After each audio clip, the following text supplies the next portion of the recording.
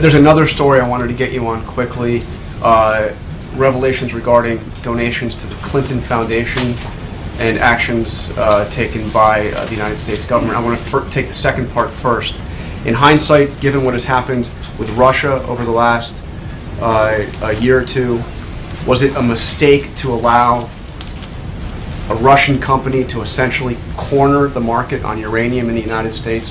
Was it a mistake to allow that transaction to go forward, allow them to control basically a fifth of the uranium supply in the United States? All right, folks, and of course he didn't answer that question, Josh Earnest, and he didn't provide the information regarding the memorandum signed by Hillary Clinton and the Obama administration as to foreign donations to the Clinton Foundation while she was the Secretary of State. Joining us now on the Malzberg panel, Lisa Jandovitz, co-host of Close Encounter, and Larry Elder, radio host and author of Dear Father, Dear Son, 2 Lives, 8 Hours. And Larry, congratulations. We'll talk more about this in the next segment. You're going to receive a star on the Hollywood Walk of Fame on Monday. How about that? We actually have a picture of it there. Well, there it is. So let's talk about it now. There's the star, and it's getting ready. It's setting in, I guess, and that's great. I mean, congratulations. How do you feel about that?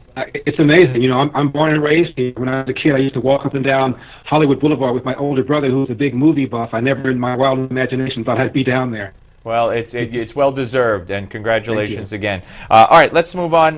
Lisa, let's start with you on this this whole Hillary thing. You know, today the New York Times actually had an editorial, saying that Hillary, needs to explain this, and there's a lot going on here. This uranium gate now is just one of what I'm sure will be many more revelations.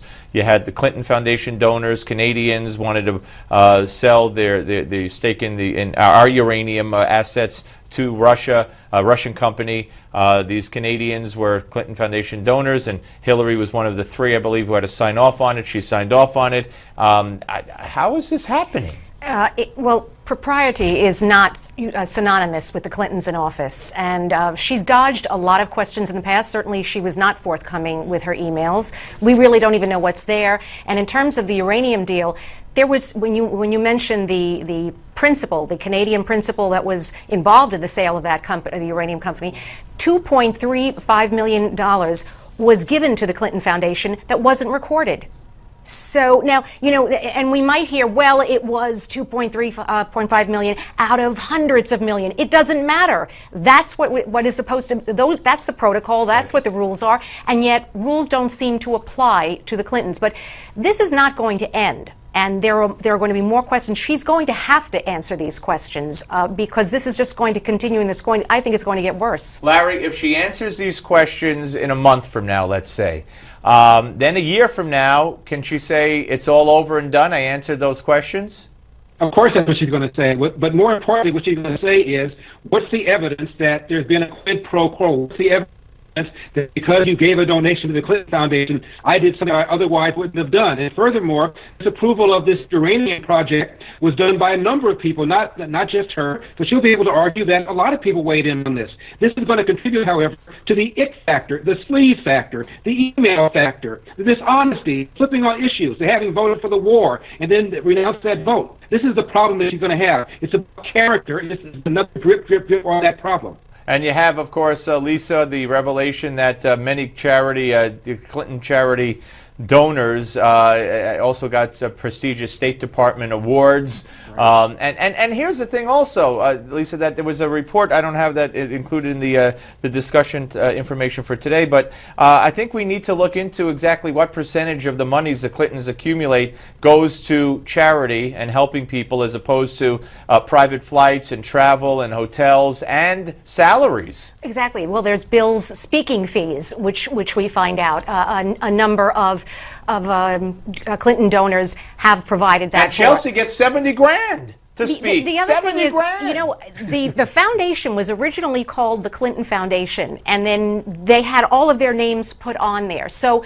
Hillary cannot come out and say now, well, this is my husband's foundation. This is her foundation. And, her name is on there. So she's going to have to answer for this. This is not something she can separate herself from. Larry, you know the speaking circuit. I can see the defense right now. You mentioned, Steve, this award that these companies got from the State Department, very prestigious.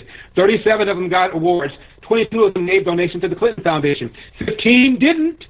Yeah, right, I can see what you're going to say. right. All right, guys, stay where you are. We're coming back with Larry Elder and Lisa Jandovitz. More with the Malzberg panel, Friday edition, coming up next. Don't go away.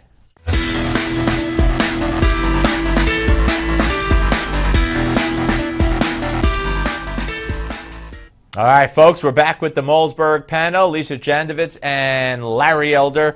Larry, let me start with you. The Fox News poll, the latest one, has Marco Rubio jumping to the top. I mean, some of that might be attributable to the fact that he's the last one or the latest one to announce, but it's good news for him, and that same poll shows what the Quinnipiac poll shows, if we want to just touch on Hillary again.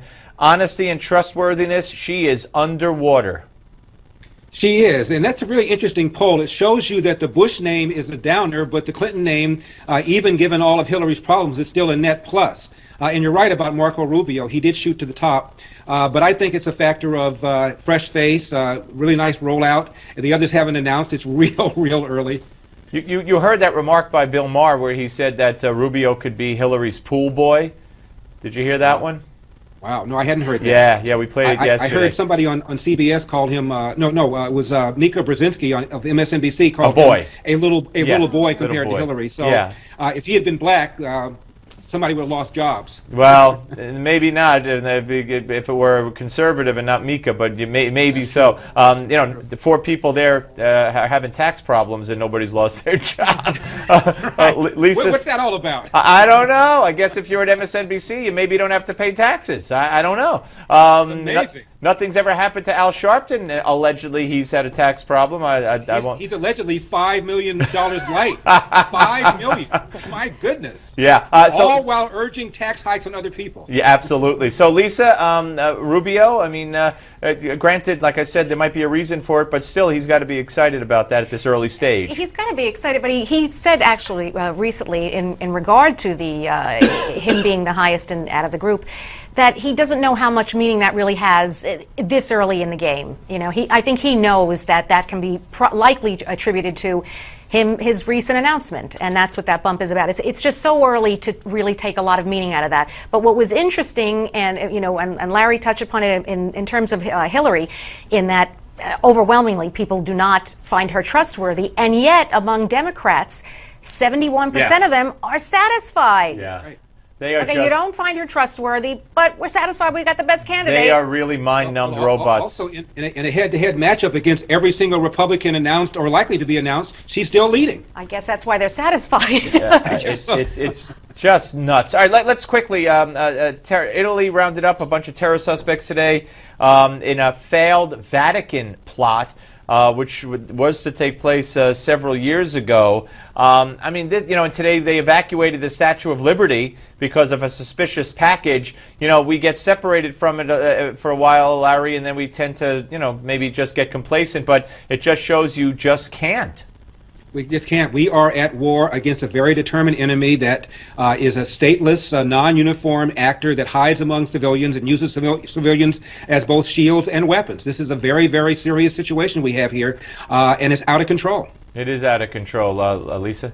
Well, I wanted to say one of the things I found, not necessarily, it was interesting, the Vatican's response to this was that, well, this happened in 2010 and it's of no particular relevance. Yes, it is, because Christians are being slaughtered around the world by Islamic extremists. And they're saying, okay, this happened when Pope Benedict XVI was quoting a Byzantine emperor saying, with a negative but you got response ISIS about now threatening to come over from West Africa to Italy and threatening the Vatican. It does have relevance. Yeah. So to say that it doesn't mean anything, yes, it does. Yeah. All right, Larry and Lisa, have a great weekend. And again, Larry, good luck on your birthday, which is a week after mine, on Monday when you have that Walk of Fame star induction ceremony. Very proud of you. Thank you. Thank you. All right, folks. So we're coming back with Give Me 5, but first.